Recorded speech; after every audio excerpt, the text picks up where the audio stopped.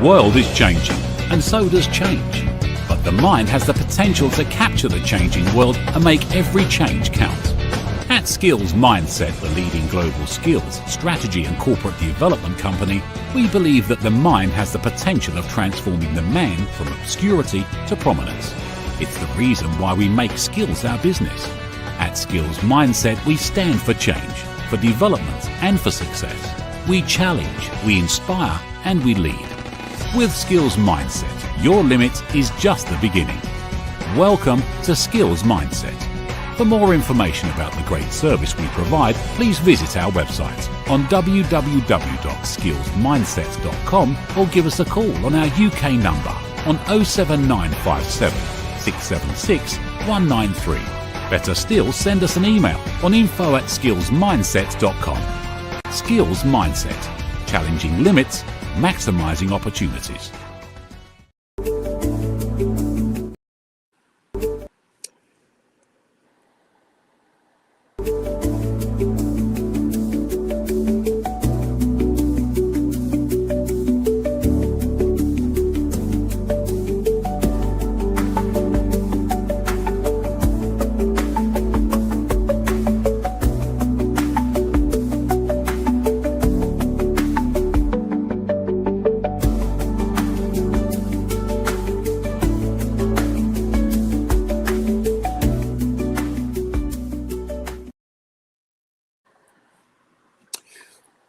Welcome to the Skillsmindset Masterclass.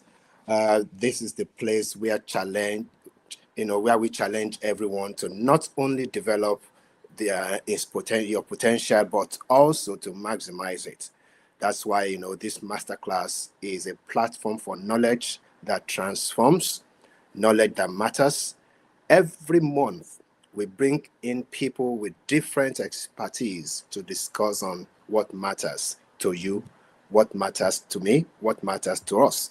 And today, we do have another seasoned professional, a man whose influence has shaped the minds of many people through learning, leading, and changing, the mindsets of people.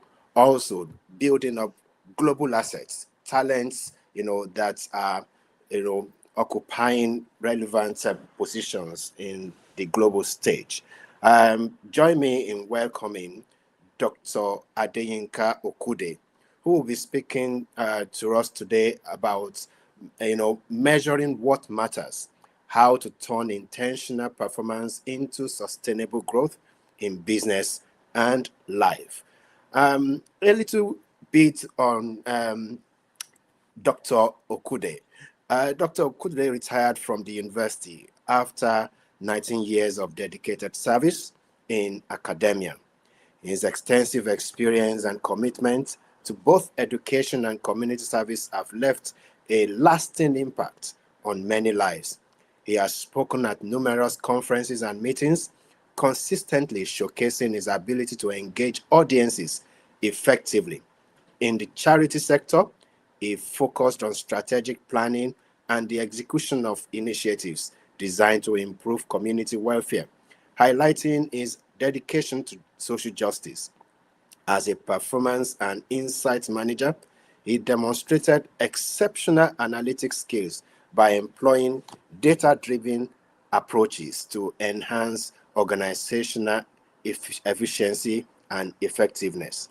Additionally, Dr. Okude's ongoing involvement in ministry further emphasizes his passion for service and leadership.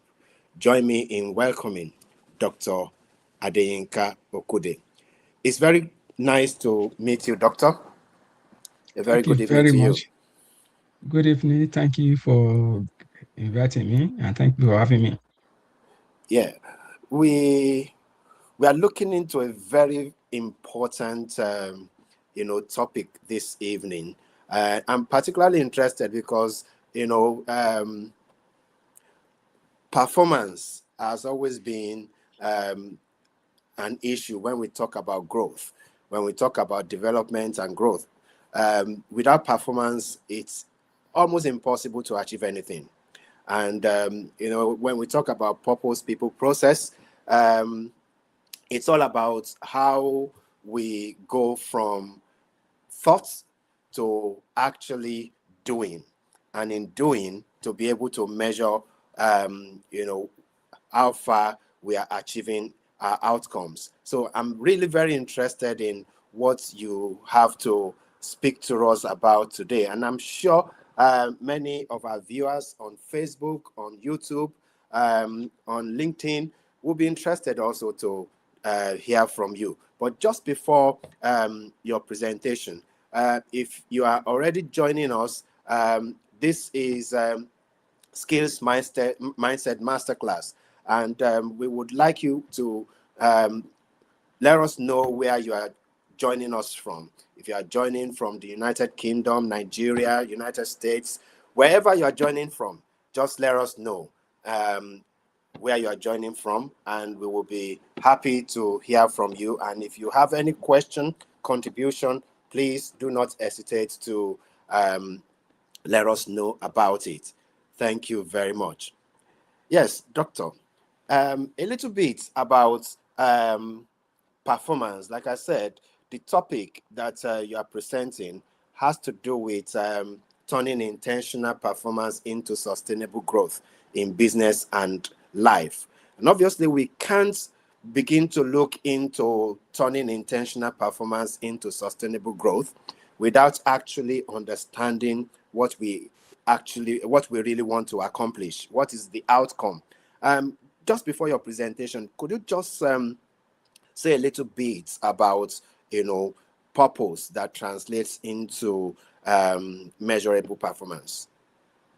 Oh, thank you so much for having me and for even asking that question. I guess the what many individuals and businesses often get wrong is having a desire, a purpose to perform, if you put that way, and then not knowing how to identify when they have performed or they have not performed, that we call performance. And knowing that, and if you don't know what how to measure or how to even compare, there's a progress. If you want to put that, we can say performance is trying to measure progress, it's trying to identify, oh, am I making progress? Am I not making progress? That is an indication of performance. But now the issue is, what are those indicators that will help you to say, yes, I'm performing, I'm not performing? And that's where the issue of what's your mission, what's your objectives, where do you have a timeline and all that. So quite it's a bit of some um, an area that many of us who want to, I mean, we wake up, every individual or every business, say, oh, I want to grow. So how do you grow? When do you know you have grown?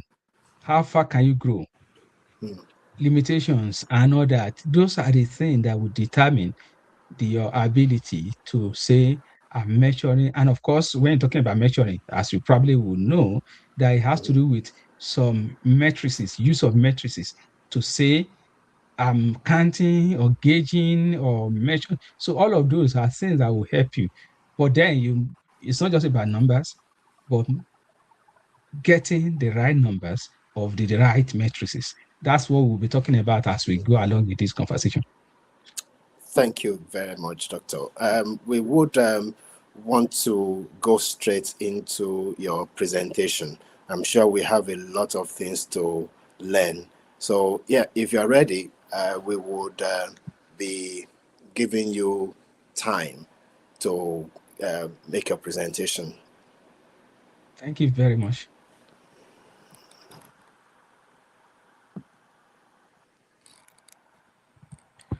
Right. Welcome everyone from all over. It's a pleasure to have you here tonight. And as if you join us at the beginning, you probably would have been told that we'll be talking about measuring what matters, which is, and the interest is turning intentional performance into sustainable growth in business and life.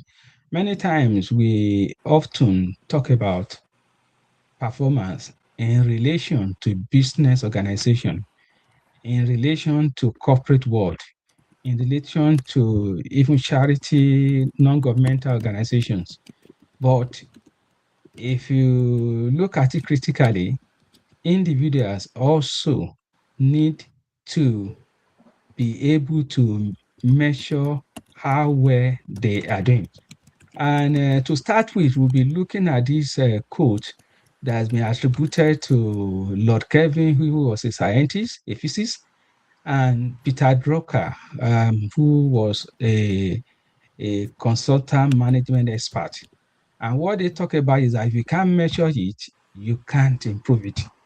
In other words, what that is saying is if you can't measure, as we discussed earlier about your performance, you can't measure how well you are, if you are not clear about the indicators you want to use for your performance, if you are not clear about what progress means, and if you can't measure it, what would then tend to happen is that you will be working around guesswork.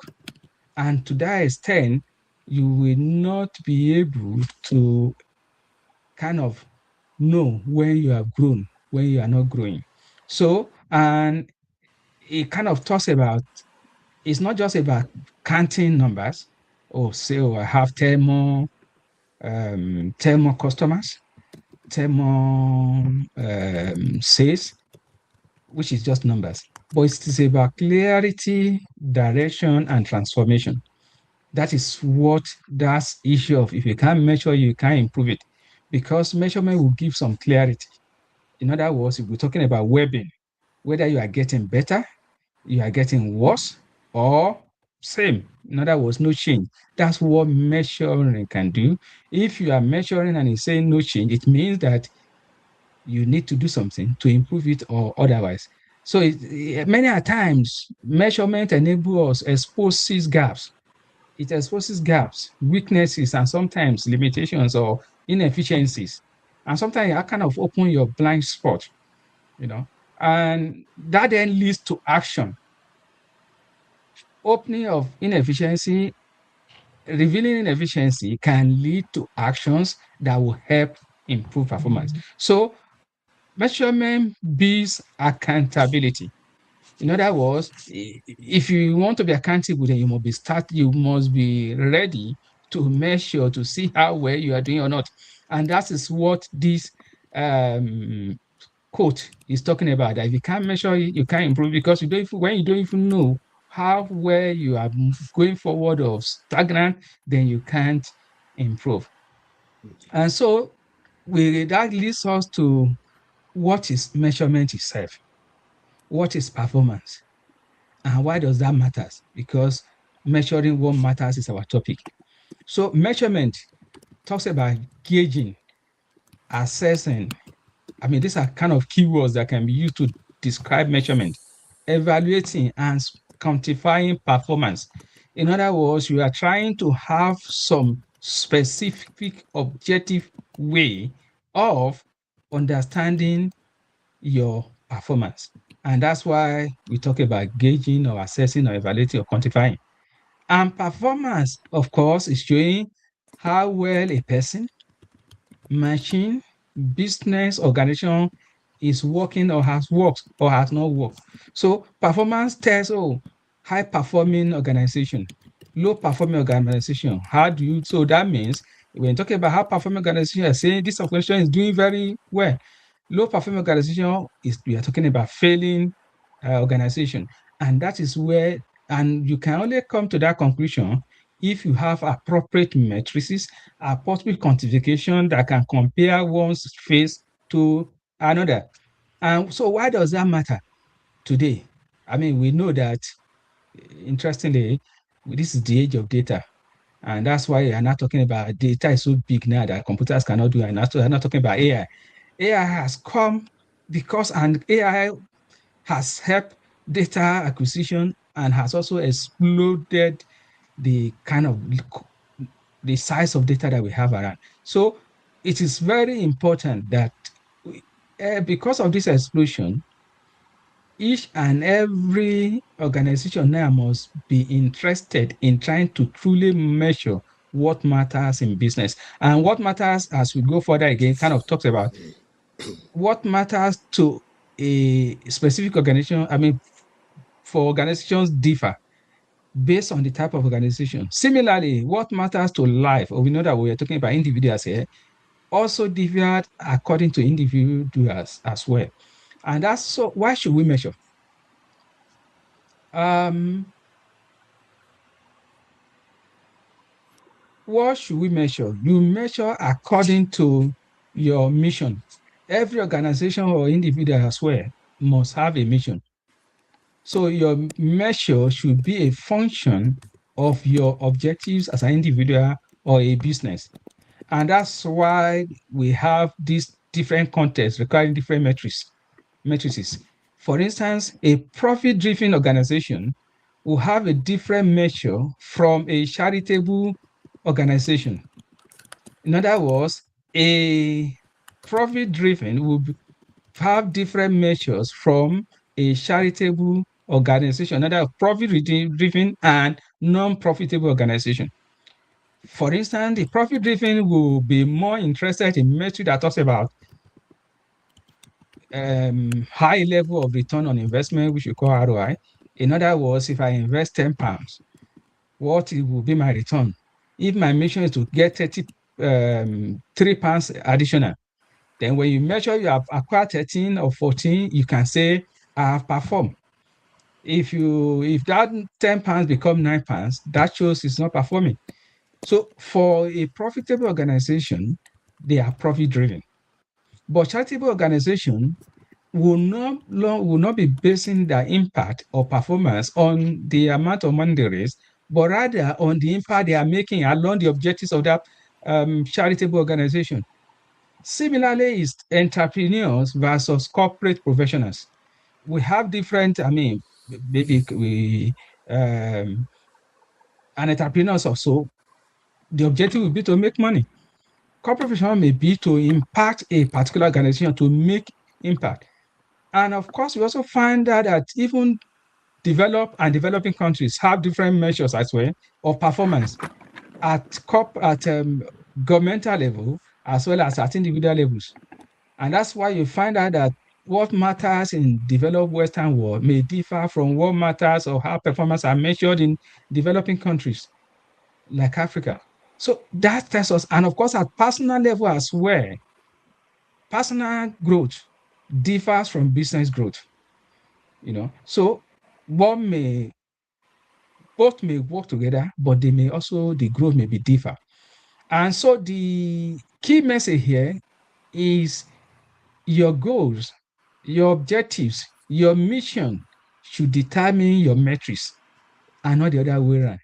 In other words, what you set out to achieve as an individual or organization should determine what your metrics are that will be used to measure your performance, to demonstrate your performance. That is the key message in this particular slide, that your goals should be the determinant of your metrics or measure of performance.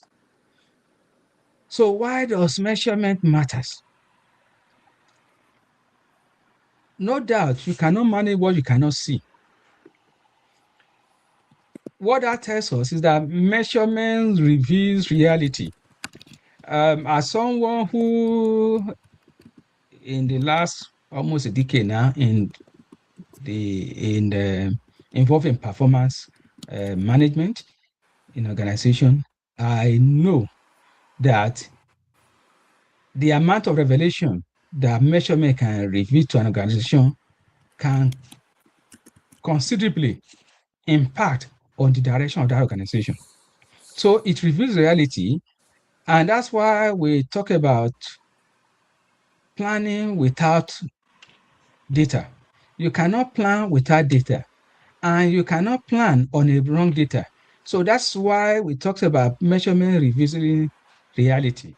It tells you the way you are, as is often said, that we know that AI can change things. A lot of time, your image, if it's captured without any embellishment, will be a true representation of yourself.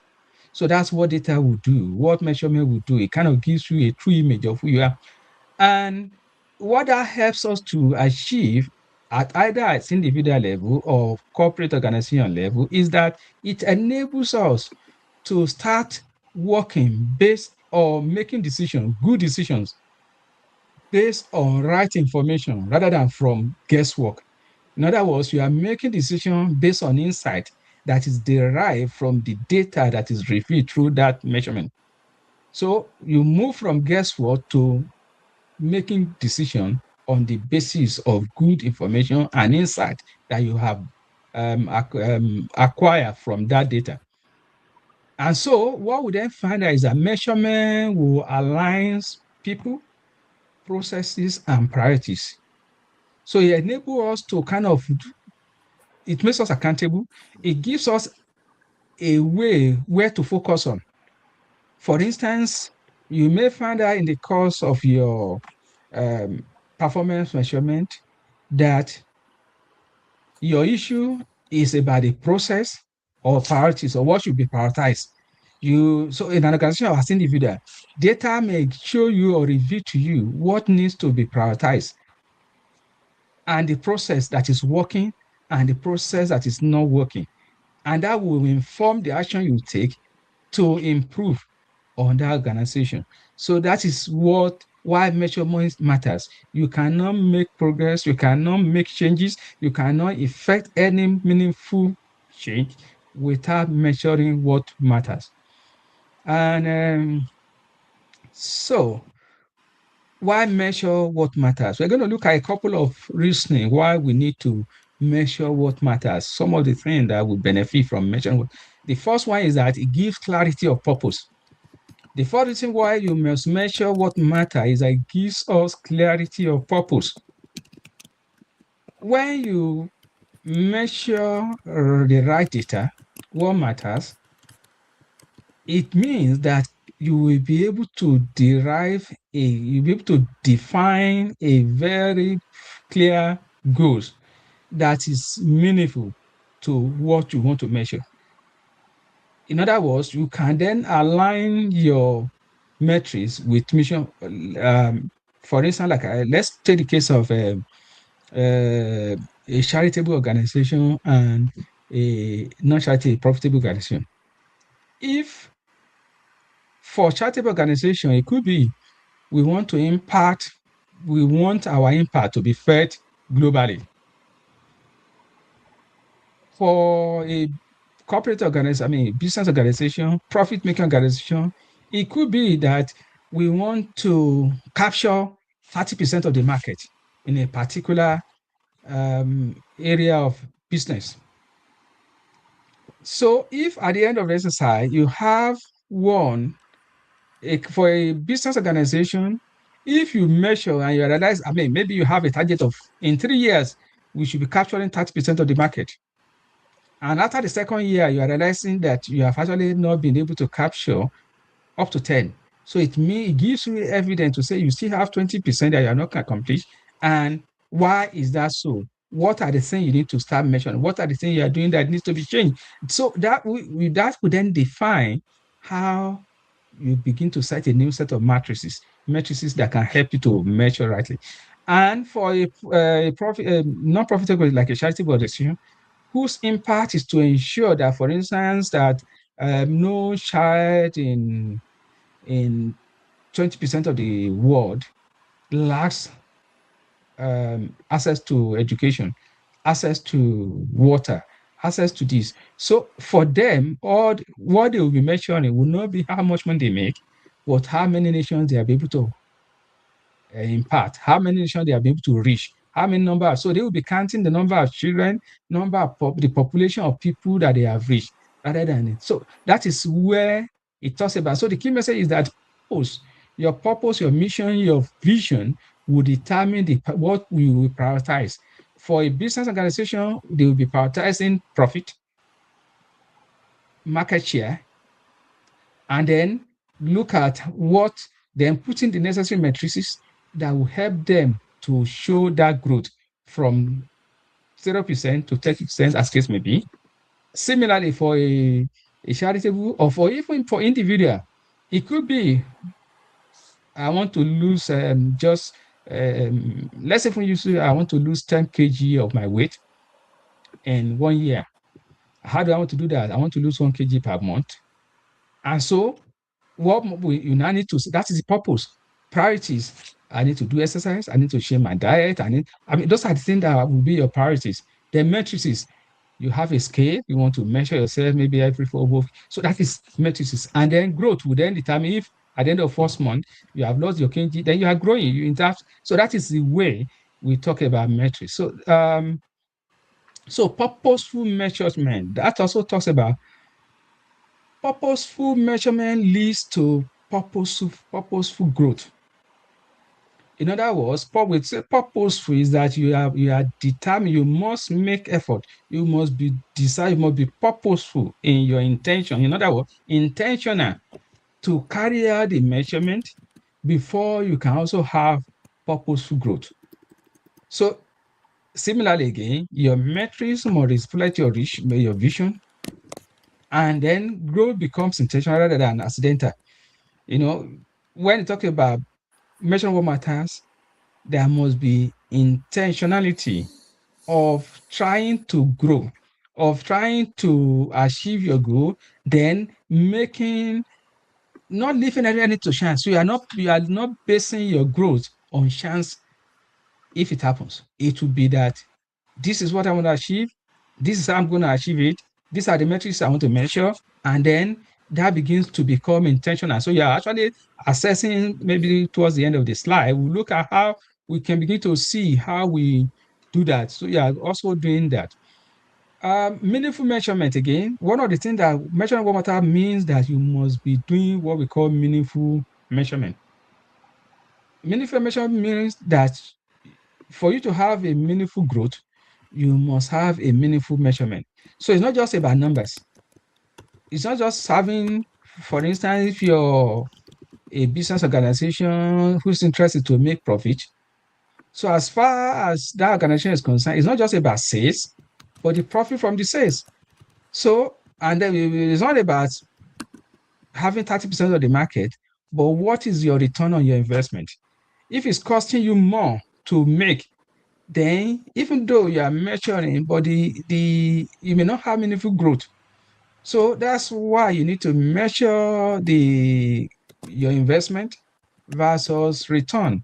You need to be sure that the metrics you are measuring is relevant to your mission, is relevant to your growth, is meaningful to your growth.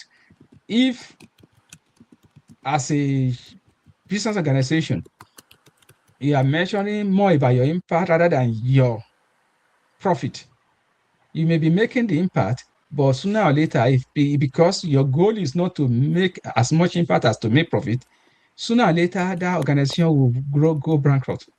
Even though they are making impact, but because they are not measuring what meaningful measurement, they are measuring more about how much of the market they are capturing, and yet they are running in debt. What will happen if they go bankrupt? So meaningful measurement means that you are measuring the right matrices that will drive your meaningful growth for your organization. So in other words, that will lead to your improvement that will definitely be the desire of any organization. Then there's also the need. When you measure what matters, then you will be doing what we can call impactful measurement. Again, impact comes from measuring what matters most. We said impact. What's your impact? What do you want to achieve? That impact, if it's a charitable organization, is I want to lead so percentage of persons off poverty line. I want to ensure that we reduce cholera by 5%. We want to ensure that there is water availability enough. That is impact you are measuring. So what you need to do is that you must then begin to focus on how to attain that. Next is avoiding empty numbers. Yes. We live in a global increasing data capture everywhere. I'm sure that most of us, and which is why you talk about GDPR now. Why? Because our data is almost everywhere, and we get data everywhere, every moment. You are online, even as we are online now, data is being collected and other. So we have all manners of, so it's not just about numbers, it is whether that number is meaningful to your organization. Hence, the numbers will mean nothing. So data without relevance is just like they say, it's a distraction. What is being said here is that the kind of numbers of data you are collecting must be relevant to your organization. For instance, information or data about attendance at a football stadium, a particular match, may not be an interest to a charity that is interested in providing water to poor people in developing countries. Attendance figure in any of the stadium in the UK has no impact on them. So if you give them the numbers, oh, we have 30,000 people attending, it's an empty number as far as that organization is concerned. But if you give an organization that is interested in providing water to many poor countries to say, oh, in city A or country B, half of the 50% of the population lacks basic access to water, that number has become meaningful to them. So similarly to organization that is interested in producing, maybe ensuring that there is access to internet in developing countries in some part of the world where there are less. So there are number of people, or the extent or spread of internet in those countries would make impact. That is how it is important that data must be relevant to your purpose before, or else it becomes an empty number. So again, that tells us about measuring what matters. So numbers must matter to your organization. Then growth begins, coming back to our team, growth begins when you measure what truly matters. So in other words, what we've been saying thus far is the right metrics, the right matrices, the right measurement, the right approach, the timing, the processing of the data must align with what matters to your organization before your growth can begin.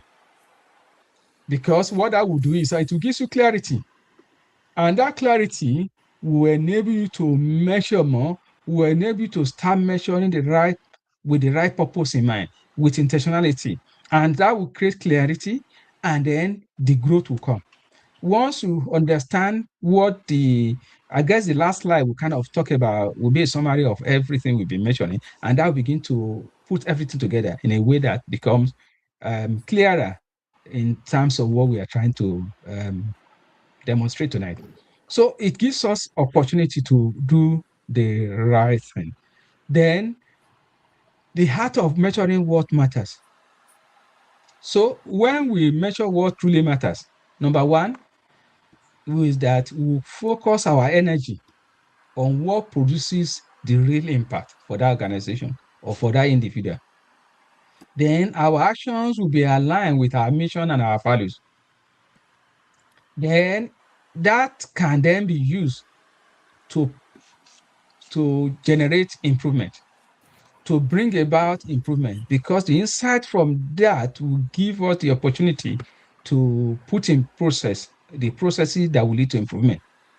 And then that will transform performance into sustainable growth. In other words, once all of these things are done, then eventually it's automatic that growth will come, because we are putting in place the learning from the data, transforming, leading to improvement, transforming that into insight, that insight then leading to improvement, and we can continue to grow along the business or individual personal journey.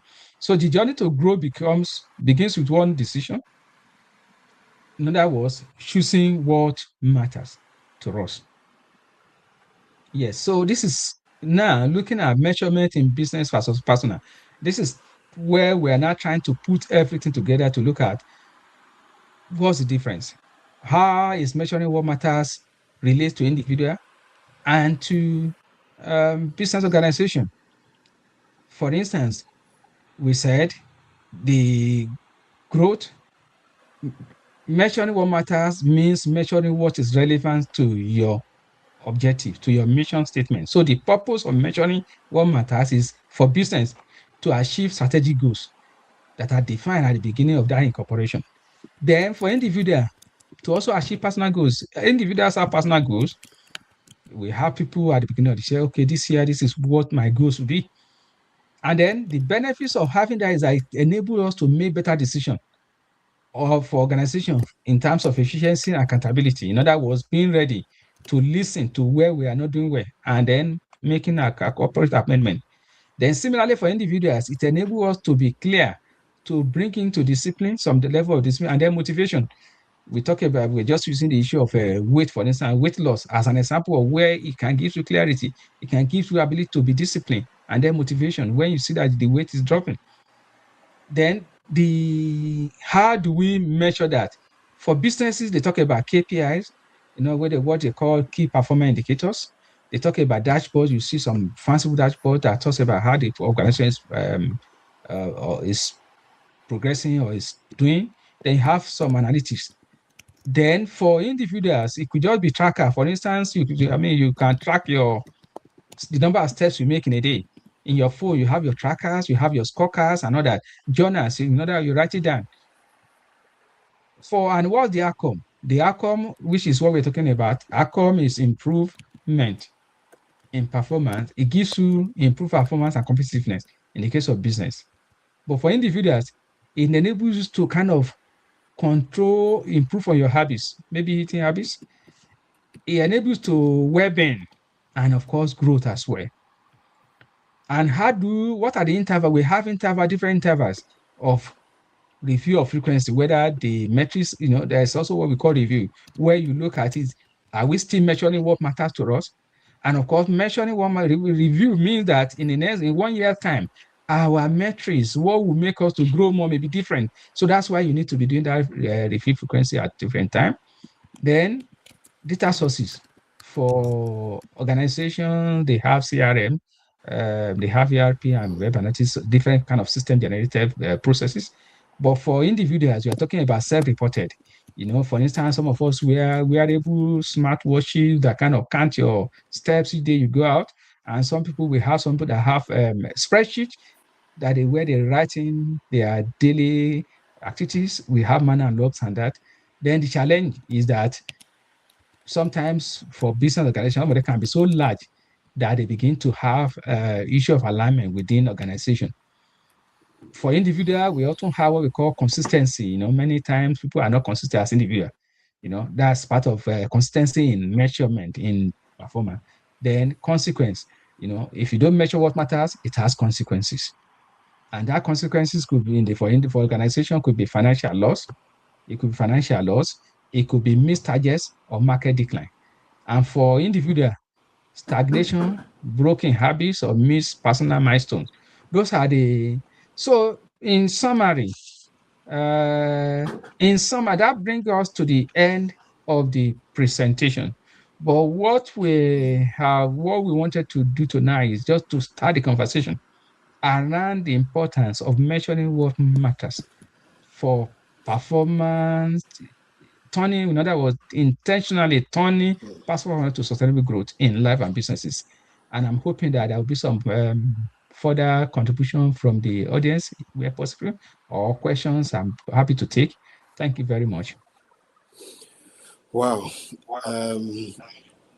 That has been very instructive, looking at measurement from the context of outcome, and it's something measurement has been that's in relation to performance has been something that organizations and individuals have been grappling with for centuries, and we've had series of changes from the time of the likes of Frederick Taylor with his scientific management, where the focus was on meeting targets And of course, with meeting targets, there are a lot of anomalies associated with that, which, of course, led to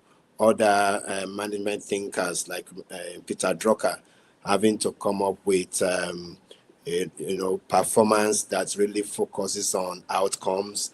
And we've had different different people coming up with different different themes on how we can achieve performance. Could we look more into the area of purpose and hesitation? We can talk about performance as much as possible, but hesitation does affect both organizations and individuals, isn't it? Yeah. Would you have anything to say in that area?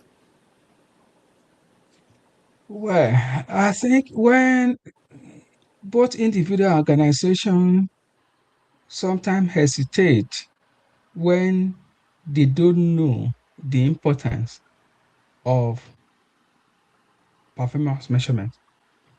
And that's why you will realize that there is no successful organization that are not investing heavily on measuring their performance, because the era of monopoly is over. You are competing, you are in a competition, whether at individual level or at organizational level. Therefore, you cannot afford to be left behind. Not only are you interested in what you are doing, you are also interested in what others are doing. So as you are measuring your performance, you are then comparing it with what your co-competitors are doing.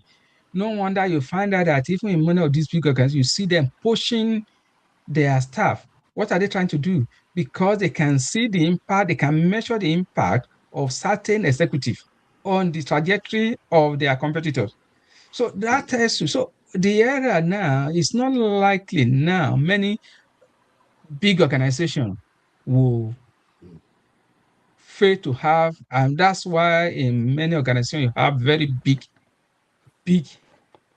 performance team showing them and showing the organization what is going well, what is not going well, what needs to be done to ensure that they do better, particularly because they are not alone. We have the world is competitive. Therefore, you must not be seen to be left behind. And that is why hesitation now has become, but at the individual level, obviously there can be more of hesitation, because on individual level, many a times, because we don't even have a mission, we don't even have a goal that we can say, or we don't, or we are not, we are lacking in motivation. Tendency for us not to measure what is right can be there. We can have a situation at personal level, but most organizations now are really into data, which is why data has moved from the era of maybe small computer now to big data. Well, the era of big data is even over now. We're talking about AI. Yeah. And all of that, they are all collecting data. Why are they collecting our data? Why do we have GDPR? It's because they just want to know everything about us so that they can target us, so that they can improve their sales, so they can capture the market. So hesitation is no, I can't really see hesitation very um, being as a major issue now as it was in the past, because the world has known the importance of data. I mean, you can't plan without data. You can't compete without data. You can't improve without data. So for that, performance measurement has become a big aspect of modern organization. Thank you very much. Thank you. Sorry. Let me just quote from Peter Drucker. Mm, I beg your pardon. Let me quote from Peter Drucker here. He says, all the work decided upon is work to be done today. It mm, has to be done with some presently available resources of men, knowledge, and money, whether the results are yes. expected soon or in the distant future. Now, this is fine when we are talking about organizations, because mm, organizations, they have all the available resources.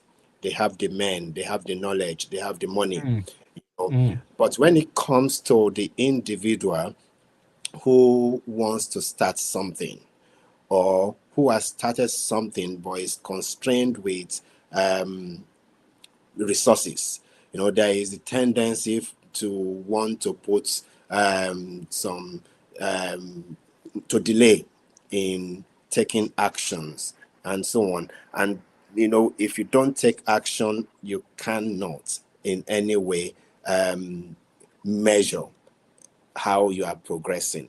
And that's mm, why we have a lot of situations where people remain stagnant. mm, I don't know why this person is calling, where people remain stagnant, mm. and not going forward. So, because I'm particularly interested in that area of outcome, and Yeah. what can what can people do, you know, um, that would help them to overcome that area of not wanting to take action, not wanting to um, um, identify actions to take that can be measured, but would rather delay because they want to have all the available resources and not work with what they have presently. But, do you have any insight into that? Yeah, I think um, there is the place of motivation Hmm, and there is a place for proper identification of certain goal. You know, hmm, uh, if you don't have a goal, then in the first instance, there's nothing for you to measure. If if you take an instance, a student whose goal is to a secondary school student whose goal is to go to the uni. Of course, that determination, that goal will spur them into ensuring that they are punctual in class, they attend to class, they do their assignment, they read another. That is the goal that will begin to, and as they drive the begin to perform, process. begin to see their result, they'll be motivated to do more. And so at that level, in the same, I mean, of course, whether we like it or not as well, even in the area of education, you find out that while some are motivated to want to study hard, we have others who might not be motivated. And so they are not bothered. They come to class when they want another. And that is about that. We talk about even of the issue of, let's take another typical example. If you are if you are a obese. Let's look at that. Let's talk about weight now. That's a particular one that's so very easy but difficult. You know, The plus side. you yes, Yeah. we wonder. You see, some people they know they are obese, morbidly obese, and Hmm, yet they consume the calories that is meant for two people, and they kind of are sedentary, no exercise, no nothing.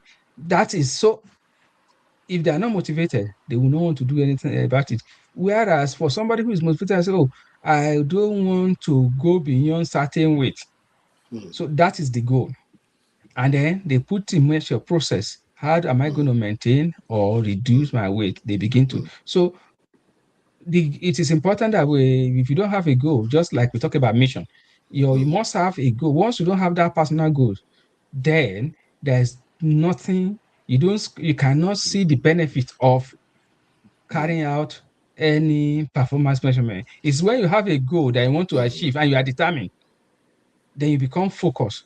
Then you become focused because you are looking forward. There is that motivation that at the end of the journey, at the end of my effort and the performance measurement, I'm ensuring that I'm still in line, then I yeah. will accomplish the well-being or the habit or the growth that I desire.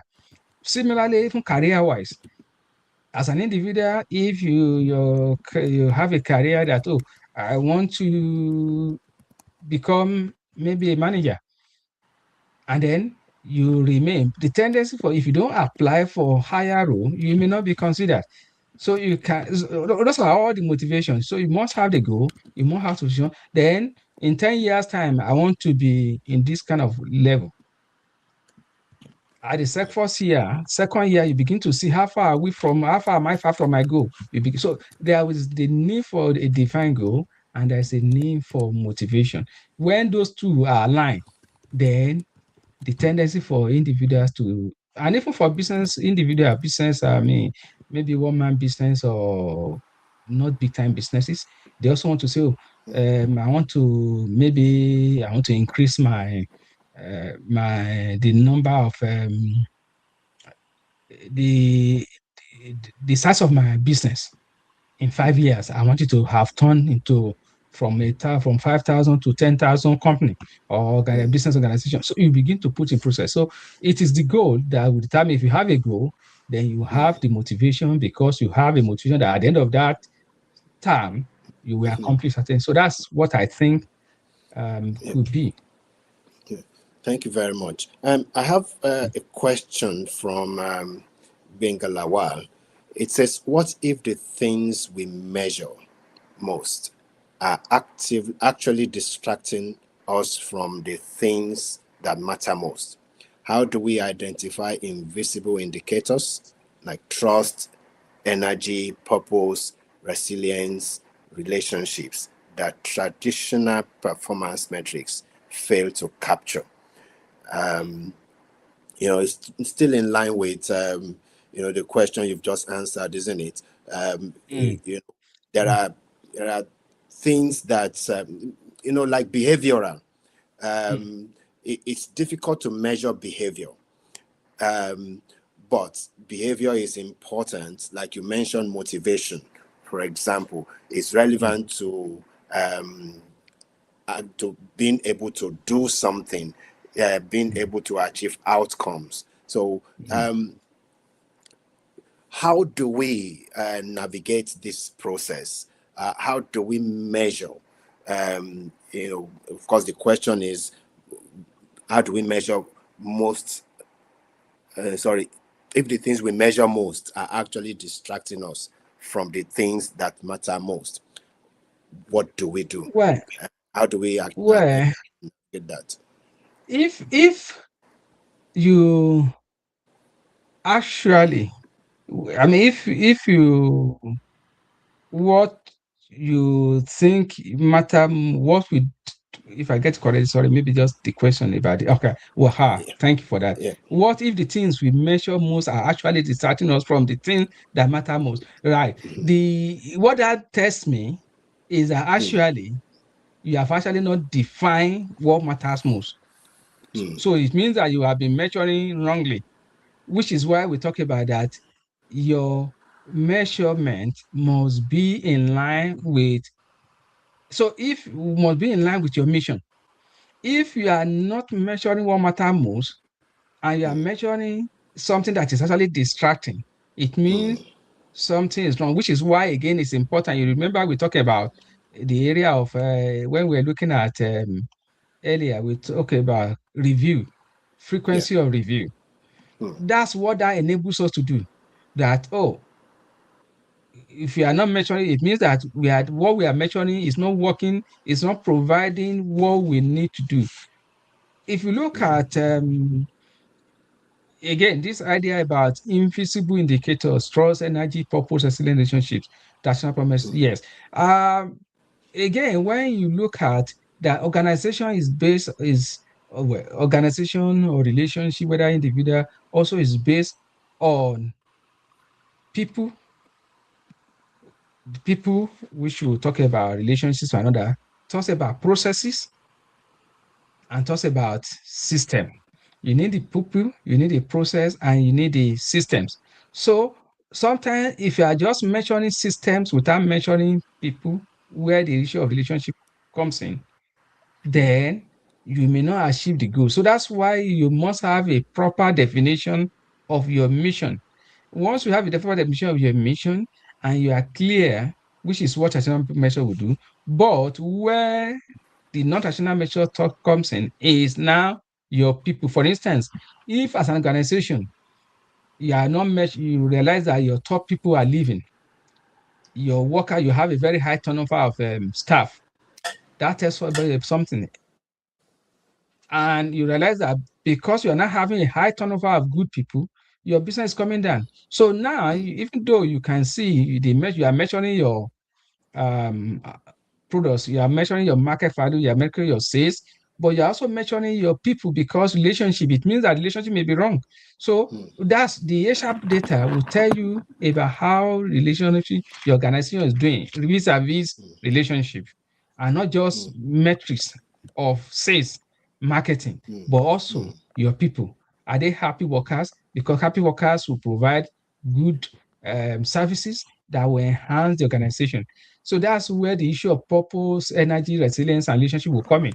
That not only are you interested in, as a business organization, in your sales, in your market share, but also in your people, and of course in the process.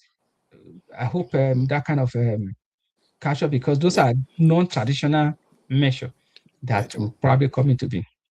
Right. Another question here, also from Bengal Lawal, is when does optimization become a threat to sustainable growth?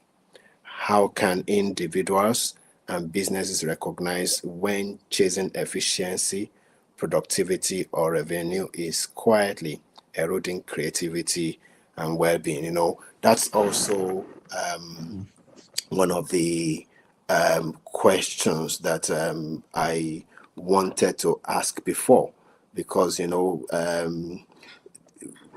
measuring process is good, but there is a place where measurement can become manipulation. We know that during the process that Frederick Taylor put in place, it worked for a while, but it soon became obvious that people were not seen as people; they were seen as machines. Okay, and that's translated into a lot of disaffections. So you now have a situation where a business that started making a lot of accomplishments suddenly begins to decline, because morale of people has gone down, and there was the only reason why people would come to work would be because of their paycheck. But people want to go to work not just because of their paycheck, but because they want to matter. They want to be seen. When we talk about Maslow and the hierarchy of needs, people do have needs. So, back to the question, at what point does measuring measurement more or less become unattractive? At what point does it become manipulation? At what point does it erode on the very reason why it's been put in place? Yeah, thank you. I think my thinking around that would be, you mentioned the issue of manipulation. We often say that there is what we call lying with data. You know, you can lie even with your data, you know, and in line with what you also mentioned about when it gets to a point that people are, which is why um, I mentioned that all the organizations that are working, that are functioning now, are also interested in their HR data. They are not only just collecting data about, but they are also collecting data about how many people are, what is their staff turnover, it's an organization where people just shun, they come in and go as less such opportunity. If you have that organization, it means that organization is not doing well. And so a time will come when, so now about where optimization can become a threat to subjugation is that um, I don't think that there is any organization that has no room for improvement. So we may get to a point, and that's why it's interesting. You find out that even these big organizations let's talk about Apple, for instance. Let's say Apple, for instance. Despite, one could say, oh, what else is Apple doing? Now, Apple 18, iPhone 18 is going to be out. If I can't remember whether it's out now. So you wonder, what else are they doing? What is new? But because they get tired about the human needs. And so that's why they keep shunning. If you want to put it today, you can say, oh, they should have been optimized by now because what other features are they adding to iPhone? But they keep changing it because they are measuring, they are saying that there's still a place for improvement. There will always be room for improvement. Talk about, and what often happens is that when one of the ways where organization can even move beyond optimization is to say, okay, we got a point at this level, in this area of business, we have optimized. What do? Diversify. You capture another market. And that's why you see all manners of mergers taking place. Why are organizations merging? Very social organizations merging with another. Look at Lois. Lois, Bank of Royal Scotland of Scotland and Halifax. They are merging. Lois is big enough. Why are they merging? So that tells us about the fact that optimization, there's always, all that they are doing is sustainable growth. Because what we find out is that if you think you have optimized, if you think you have reached the growth that you can't grow more, before you know it, you are declining, and all your competitors are coming in and overtaking, and then you just find out that you are left behind, which is why that. But so that's why there is always going to be room for efficiency, more creativity. And of course, in the area of webbing, is what do? You give shares to, in fact, you see organizations are giving shares, share bonus, and other, making sure that they are making their staff members of the organization. So in other words, they become owners, co-owners, even if it's just certain percentage of their business, but they are co-owner of that business so that they can be more committed. That's the way by which organizations are really, so there will always be room for growth. Optimization means at this certain level, for certain level, you've had enough, but you can still do more. Right. Thank you very much for that. Let's look into, when we talk about organizations, of course, organizations exist in order to fulfill needs. So they respond to the customers or clients that they serve, which of course is the example that you highlighted, the example of Apple measuring, trying to understand what people need in order to be able to optimize on the level of products that they sell, or they make and sell. But let's look into the stakeholders, internal stakeholders, the employees, because the employees are the people that get measured. The employees are those who make up who determine the success of the organization. And there comes a time where if the organization is not careful, the needs of the employees could be misinterpreted. Okay, so let me just give an example. Where you have where you have an organization that empowers the people to do something. The tendency, because that's where measurement comes in, the tendency is to empower, but not provide clear expectations to the people. So more or less, the individuals can do whatever they like based on the job description that they have, without getting measured. There are those also who would have clear indications of what they would do, and they would do it. So how does organization, more or less, how do organizations bridge that gap? Because as someone says, empowerment is not abandonment. But most Yeah. of the time, the trap is, one can enter into that trap where, in the name of empowerment, you abandon the process of achieving outcomes.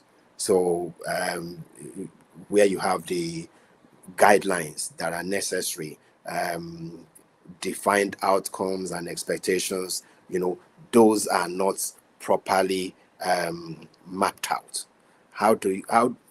Let's look at both organizations now and individuals. For the individual, how would the individual manage himself? I'm very particular about personal development, and I'm always keen to look at how the individual, because Skills Masterclass is also about the skill sets that the individual will bring into the world of work, or if having a business, how to be better at meeting the needs of clients and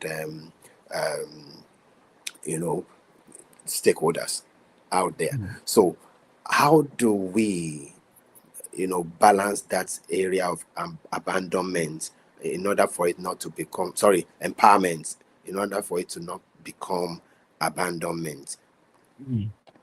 Yeah, thank you very much. I think these are the two extremes of uh, management, two extremes of management style of, like we talk about empowerment and maybe abandonment. What you often have is that it's like a spectrum between the two extremes. Either of them on its own, empowerment without supervision, would lead eventually to, it becomes difficult to measure how well the performance, the level of performance at that level. If you also abandon, then also there's also the issue of not being able to measure how well. So in most organizations that are efficient, you want to be in the middle, whereby you, as a management, you set goals for what needed to be done and empower them to accomplish, and then review how well the goals are met. That's part of measuring how well, for instance, if I say, okay, at the end of every month, you must be, if you are into sales, you must be able to have 10 new leads, business leads in a month. That is the target, that's the goal. And then leave the employee to go about fulfilling that goal.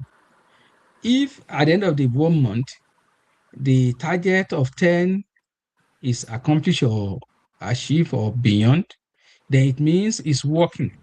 If at the end of the month, you have less than 10, maybe 8, then that's where the issue of review comes in, frequency of review. You then look at, is that strategy working? That is what measurement will do for you. You already have a goal of 10, and we have measured you have only produced 7. So we know that there's a shortfall. So postmortem, what happens? Why are we not having that 10? That is what you'll be looking at. Then you want to review. It means either that the fellow needs additional training, or needs management support, or needs supervision. Those are the things that will happen. Then you empower again to go ahead and implement the new changes. That is the way most organizations will work, that you clear guideline. If there's no clear guideline, no matter how good any manpower, it's like you are hitting without a target. But once the target is defined, then they know what they are working towards. If at the end of that timeline that has been achieved, then you know you are successful. If not, then you are not successful, you are measured, then your performance is not adequate. So we need to set in motion process for reviewing that. That is what will work. Similarly, if it's the other way around, whereby you say, if you are the kind that is just kind of sitting on your dictating, directing, ensuring, I mean, without flexibility, without the staff having flexibility and creativity, then at the end of the day, again, you're going to see whether it's working. If it's not working, it means that you need to look at that strategy, whether it's working or not. And that is the way. Importantly, is that you must always have a review mechanism. You must have a way to measure how well a process is working, how well a system is working, and opportunity to review and to redefine. You can redefine goals along the line. That's part of the review. That measurement, performance measurement will reveal to you. And I hope that kind of explain. Yes, it does. I'll just reference this gentleman, Charles Goodhart, who said when a measure becomes a target, it tends to stop being a good measure. I'll use an example. Let's say someone who is into sales, and the person is expected to make 30 calls a day. And maybe realistically, because it's management can put something in place, but those on the shop floor know better. So in a situation where, all right, they put this target in place, you must make this number of calls a day. And in reality, those who are making the calls know that when they start engaging the stakeholders, when they start engaging the customer or the clients, they may not be able to meet that target unless if they cut corners. Right. So that becomes a problem for the organization. Yes, the target will be recorded as being met, but it will the purpose of the sales call would be eroded, and on the long term, it's going to affect the organization. Short term, it may not be visible, but long term, the organization will feel the effects. So how do organizations deal with that kind of situation? I think people often talk about unreasonable expectation. If an organization set unreasonable expectation, they have already set themselves for failure. Right. And that's eventually, again, if a wise organization must also have a way to measure. I mean, if people cut corners, then the outcome will not be achieved. They may make 30 calls, but is the cause leading to least is the call Expected leading things. to business expected result. If it's not giving the expected outcome, you may make 30 calls. And if somebody else is making 18 calls and they're having 10 leads, and the one that made 30 calls is making 6 leads, I mean, if you measure your performance, then that has revealed something to you. Average time, what's the average time? That's part of measurement. What's the average time do you need to make a call that will lead to successful business? All of those are things that you should be measuring. And then, which is why we talk about there's never going to be a static performance measurement Measurement. Yeah. yardstick. You will have to put a point that you must be reviewing whether it's still achievable. If it's not achievable, then you review it. You can review upward or downward depending on how well you are performing. And so that should tell you if you have maybe 10 employee and give them 10 that same target, and only one can meet that expectation, that target, then that means that that target is definitely not a reasonable target, and then you will not achieve the goal. So every organization, you can set a target, but the question again, when you are setting target, what's the basis for setting that target? Is it based on a guesswork, or is it based on or existing performance report of maybe a different organization or similar organization that you have access to the data that, oh, we get certain number, we have, it takes also number of minutes to make a call that can lead to business.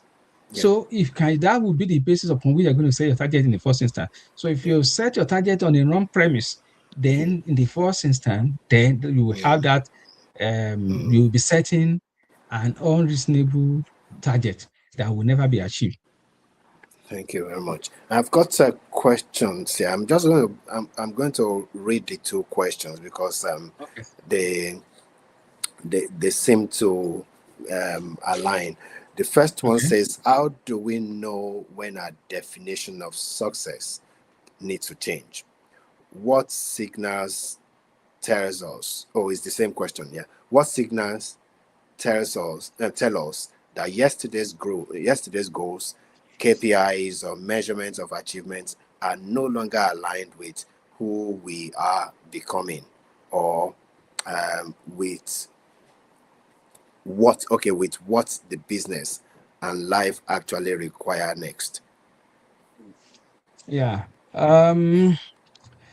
The I think a typical example I probably want to use would be the example of Nokia. There was a time when Nokia was the in thing. When phone started, it was Nokia and nothing else. And they thought they have arrived. I mean, there was no way at that time when they could ever imagine that Nokia would become history. And that is an example of how we need as an organization to do what we call constant review, not only of our organization or as individual, ourselves alone, but in line with competition. So as you are reviewing you must be reviewing your KPI in line with the fact that we are in a competitive world now, where no one has monopoly of any service. We don't have monopoly of any service. You don't have monopoly of knowledge. You don't have monopoly of any environment anymore. Therefore, you cannot be using the KPI of yesterday. Let's give a typical example. A time came when, at a point in time, we had just when Zuckerberg started Facebook, it was Facebook alone, was doing fine. Of course, he was doing great, but he saw Instagram, he saw WhatsApp, that they are going to give him problem. And then what he did was to acquire them. That is how, as an organization, Facebook was a successful organization, with or without. But if he had left this other competitor to remain, saying, "Oh, I've had enough. I'm making enough. We're making," without. So that's where we talk about the success of today may have to change in line with how the trend of the market or the trend of competition. That is how we can say yesterday's goal. Originally, when Mark was setting the goal of Facebook, it was a different goal entirely. Yeah. As he begins to grow, as he begins to see competitions, he now started acquiring others that can give him issue.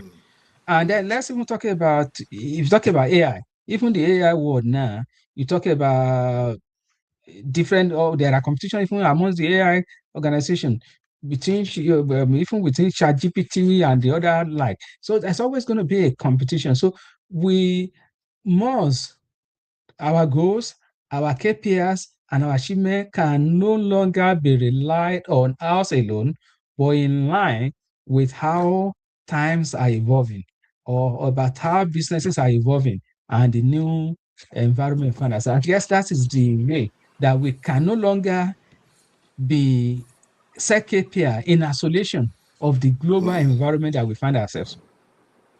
Even when it comes to skill, we're talking about, let's talk about even the performance or performance analyst or performance expert.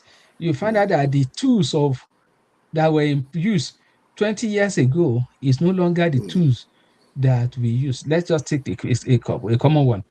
Yeah. Many years ago, it would be Microsoft Excel if you want to display your chart and all that. Now, there are so many other tools now. Yeah. Power BI, Salesforce, all manners of stuff that they're now using. So that tells you, and if you are an analyst of 20 years ago and you have kept your knowledge limited to Excel, for instance, oh, I'm a successful Excel user, definitely you are no longer in the market. You will have been taken out of the business because you are basing your KPI as at on the time. So you must evolve. KPIs must evolve. KPIs must change. Business goals must move. There's no stagnancy, no room for stagnancy. That is what I think should be. And that's the reason why organizations need foresight. While they are chasing short-term goals, they should also, be putting in place long-term objectives that will enable them to continue to evolve. Thank you very much for that question. This probably will be the last because of our time. And the question says, can a person or organization be high performing while moving in the wrong direction? What measures help us distinguish between doing things exceptionally well? I'm going to use an example of charitable organization. For many people who are resident in the United Kingdom, for instance, you realize that about 10 years ago, between 10 and 8 years ago, there was a major outcry against charitable organizations in the United Kingdom. And the outcry was that they were becoming aggressive in their campaign, about acquiring what we can call acquiring funding from the market or from the people. And at that time also, these companies were doing, even though their goal was not what we can call profit driven, their goal organization was to ensure that they make impact in the life in line with their own scope. For instance, Save the Children will be in terms of ensuring that children are taken out of poverty. A different organization have different. So now, when they now move away from how much income they are generating, even though they are making income, the government and the outcry from the public about the aggressive way by which they are raising funds led to a lot of criticism and and then what happened was that they started losing people. The press was against them, and then they begin to have problems. Before you know, they were having a lot of cancellations. Some of them were then restructuring, reducing staff, reducing impact. So that's how an organization, they were high performing in the area of making income, but they've lost focus of what their aim were, where their goal were. And as a result, they were clamped down on. And so they came back to their senses. And so it can happen to individuals as well. That if as an academic, for instance, your goal is into let's say you're a professor, your main goal, ideally, your passion should be how much impact you can make in your field. But when your goal shifts from impact on the field to how much millions you are making, how much businesses you are getting, then you may be performing in the area of more money to your pocket. But when it comes to your you are actually going in wrong direction because the expertise that has brought you to that level is now being eroded by your desire to make money. So that's how you can be high performing, but not according to your mission. Thank you so much for that insight. Indeed, this session has been really, really productive. And I hope that many of those who have been, who have tuned in would have benefited a lot from the knowledge that you have passed across. In closing, could you give us one word, something that viewers can go with from what you have shared so far? If there is anything I want each and every one of us to take home, it will be that performance measurement starts with a step. You just have to start. And then you begin to build, you begin to review. As you accomplish one goal, you move to the next, and essentially, and that we all, whether in business, whether in personal life, we must be measuring our performance in line with what we want to achieve. Performance in terms of our life, our individual life, our family life. If you are married, for instance, our family life, if you are into business, your business life, you must be measuring and seeing whether we are growing or not. Thank you. Thank you very much. I want to appreciate you, sir, for being part of today's knowledge dissemination, and I hope that every one of us would have taken one or more things to heart there. I just want to also in closing say that Doctor said earlier on that it all starts with taking steps. Perhaps it could be your first step, perhaps it could be taking more steps, but I would like to close with what Peter Drucker wrote in one of his book. All the work decided upon is work to be done today. It has to be done with some presently available resources of men, knowledge, and money. And whether the results are expected soon or in the distant future, today is what matters. Today is key. And when we talk about measurements, when we talk about performance, when we talk about intentional performance, it all starts with what we do from today. And I hope that we will all be able to go away from this masterclass and begin to reflect on how we can improve on our performance individually or at work. Thank you very much. And until we come together again next month, I would like to say that keep on shining, keep on aiming high, and keep on learning. Thank you very much.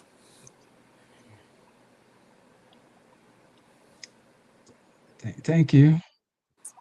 Thank you very much, and Yes, good night. right. The world is changing, and so does change. But the mind has the potential to capture the changing world and make every change count. At Skillsmindset, the leading global skills, strategy and corporate development company, we believe that the mind has the potential of transforming the man from obscurity to prominence. It's the reason why we make skills our business. At Skillsmindset, we stand for change, for development and for success. We challenge, we inspire and we lead. With Skillsmindset, your limit is just the beginning. Welcome to Skillsmindset. For more information about the great service we provide, please visit our website on www.skillsmindset.com or give us a call on our UK number on 07957 676 193. Better still, send us an email on info@skillsmindset.com. Skills Mindset. Challenging limits, maximising opportunities.